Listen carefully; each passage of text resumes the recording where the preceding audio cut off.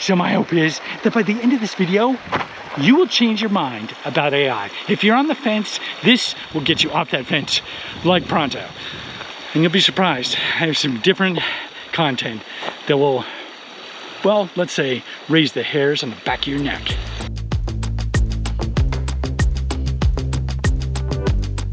I mean, if you have been spending any length of time with any of this, you'll know this is basically a spiritual battle. And AI is actually at the center of it. It doesn't seem like it, but I'm hoping by the end of this video, you'll realize how that basically most of us are willing to trade AI trinkets for our soul. And this is not clickbait. It's not any type of like exaggeration.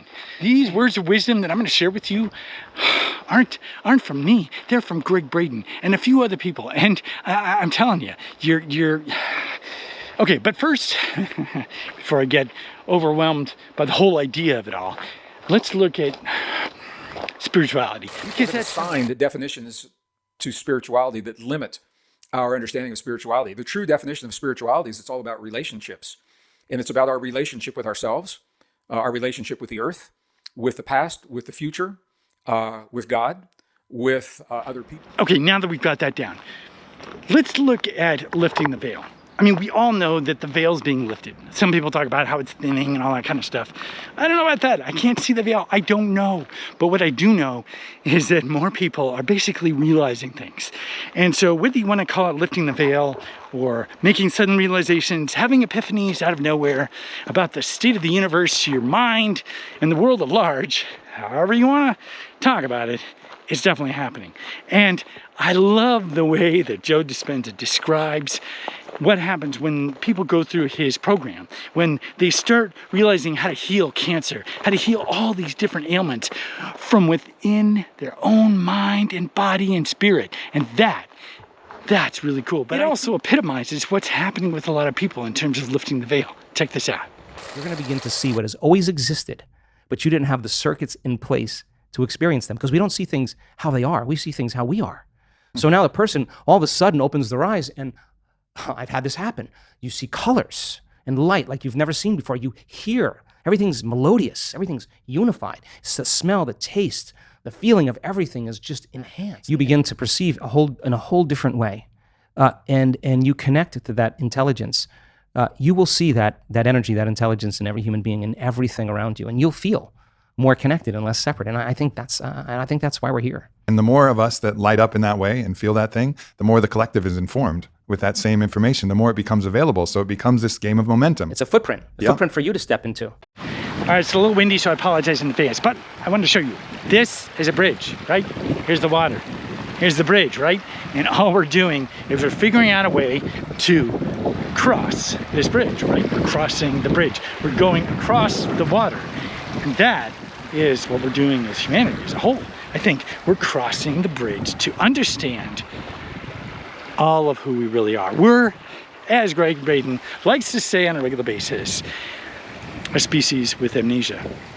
But we're remembering, we're lifting the veil, as Joe Dispenza describes, right? But in the process of lifting the veil, there's also a quickening of all the AI stuff. And people love the trinkets. And if you've grown up in the 80s, you know about Terminator. Even if you didn't, you know about Terminator. And the whole idea of fighting AI, we're gonna fight them tooth and nail. But if you were to transport yourself from that time after watching Terminator, and you come to this day and age and you go, oh, we're not fighting AI, we're training AI.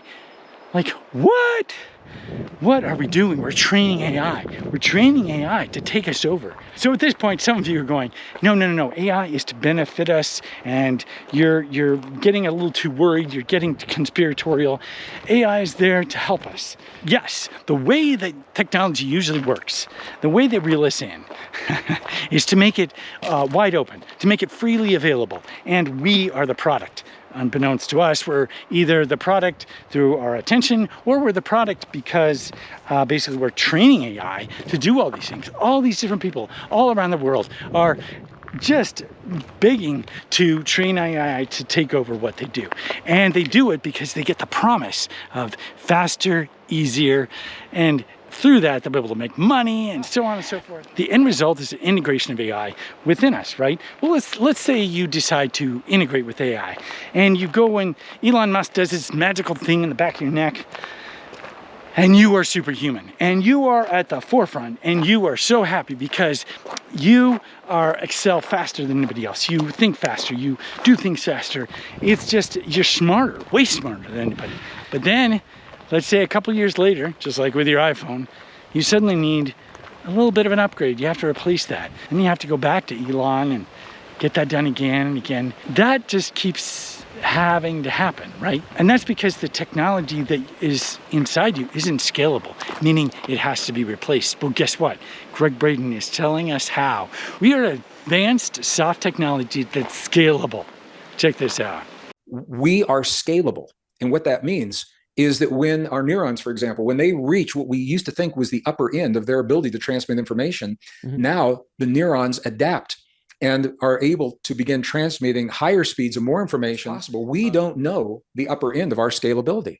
We are a highly advanced, technologically sophisticated soft technology. Soft technology. We're not chips and wires and chemicals. We're cell membranes and neurons moving ion potentials across the cell wall. And here's the beauty. You don't have to know any of it because we use thought, feeling, emotion, belief, breath, and focus. That's it. And this is what our ancestors always told. You don't have to know the tech because we're such an advanced tech. The interface is so simple. And that's the beautiful thing. And here we're going to get to the most important part of this whole video.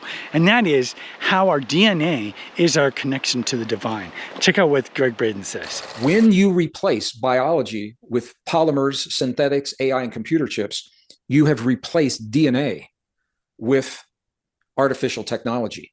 The DNA is the link to our spirituality. The DNA is the link to our biology because and our divinity, because the DNA and the genes that make the DNA are literally antenna. They are soft antenna that tune us to information in a field of energy that scientists tell us underlies and connects all things. That is not controversial. Scientists are on board. There's a field underlying all existence, including us. We're in constant communication, non-verbally, through energetic transactions. Our DNA is picking up information. If we give away our biology to computer chips and synthetic technology, it might help in the moment. You're giving away your divinity, your access to your greatest potential, because now you're no longer able to communicate through these information pathways that we're only beginning to understand. So our DNA is our link to the divine.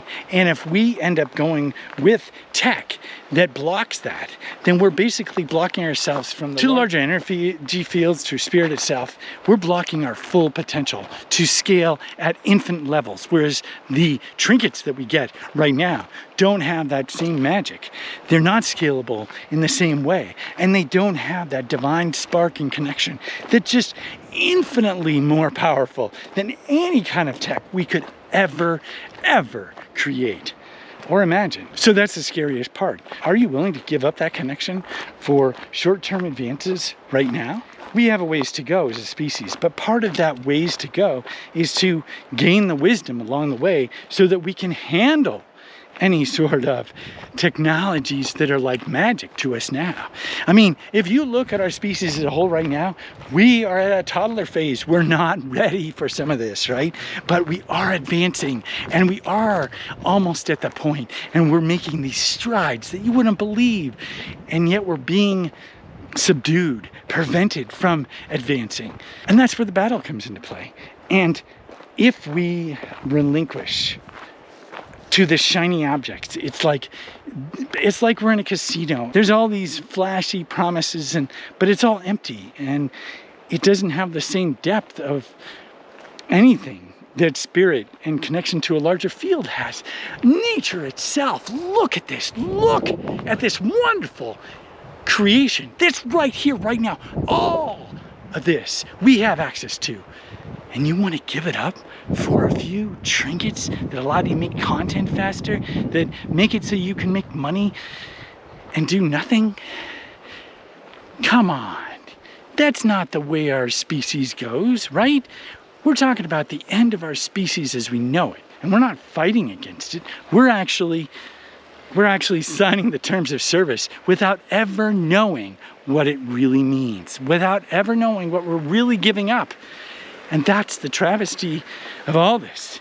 And so when you're thinking about AI, when you're thinking about all these possibilities, ask yourself, do you truly know at your heart and gut level, do you truly know at your heart and gut level what you're really honestly giving up? Because my answer so far is I don't know. And that scares me. It scares me enough to pause. Why don't we pause? Take a break from this and delve a little bit deeper into what we're actually doing before we rush headlong. And then we find, after signing that terms of service, we find that we sold our soul to the devil. Do you really want that? I don't. I don't want it for me. I don't want it for my kids. I don't want it for their kids, and so on. So take it to heart. Look at what Gregg Braden said. And don't relinquish your soul connection to spirit, to nature, to each other, to yourself. Listen, turn off the media. Listen to the soul energy that's all around us. This is just amazing. And we get to be in it. And yet we're tricked out of it. And that's what's happening. And it's the final piece of the puzzle, because if they can prevent connection to spirit, then they have us. If you found this video helpful, be sure to give it a like. Thanks a lot for watching, and I'll see you next time.